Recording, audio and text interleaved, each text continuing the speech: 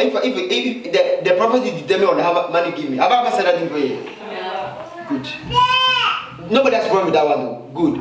And then the atmosphere that God created, it was amazing. True of us. Now, when God comes and talk about money, everybody changes. Do you know why? It says, you should know this one.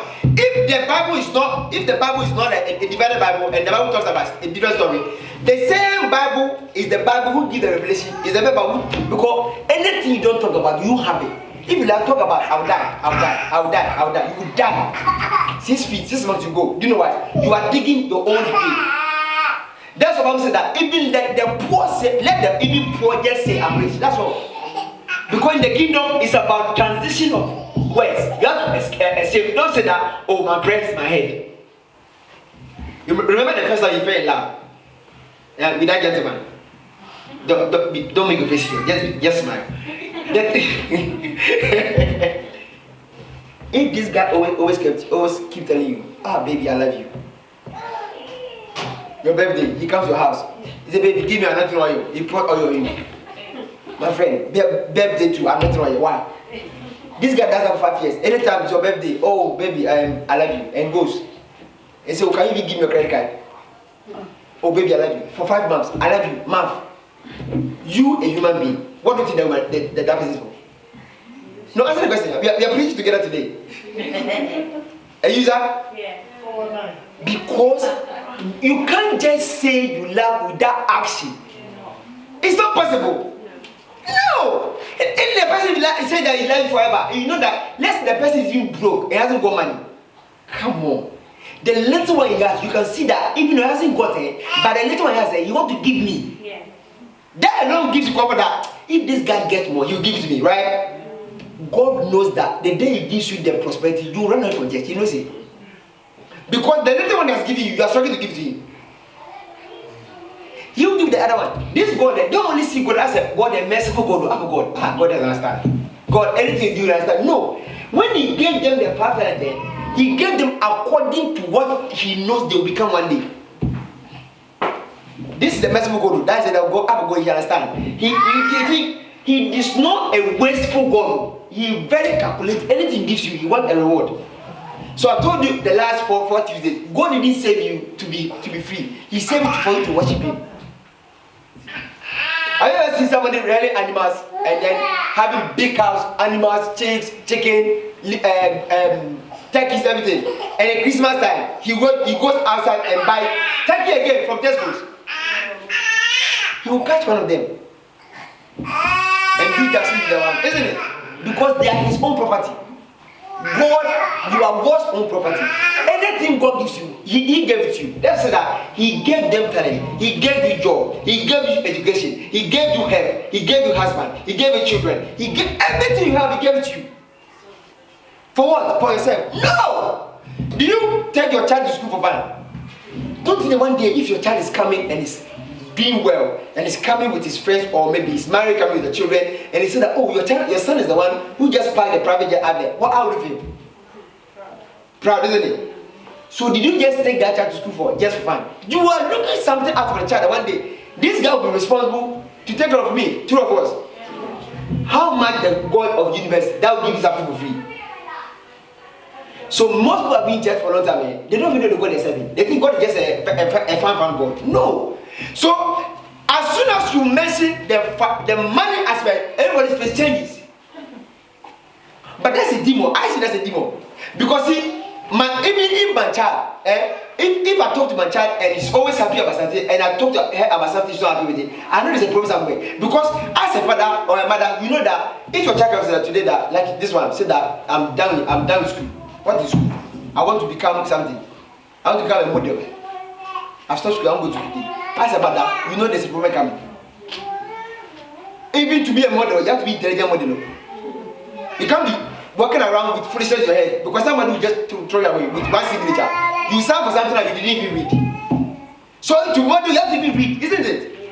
And as a mother, you know that your son or daughter is in danger for saying that kind of thing. The same way God knows that the level that you want him to prosper you are not ready for it. Are we together? Yes. This week we did a lot of revival, so that's what I'm teaching today. We did a lot of revival Tuesday, Thursday, Friday. So today, here they go the way. 19 says what? Elisa, let's go.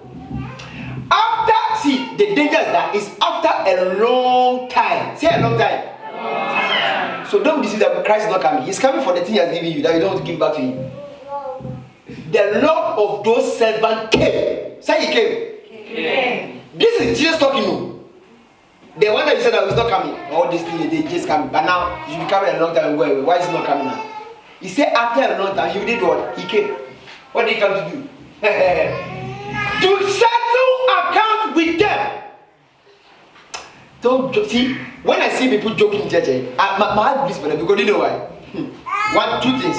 When people start misbehaving and not attending, not be active in church, there are two things: offense or they falling in sin.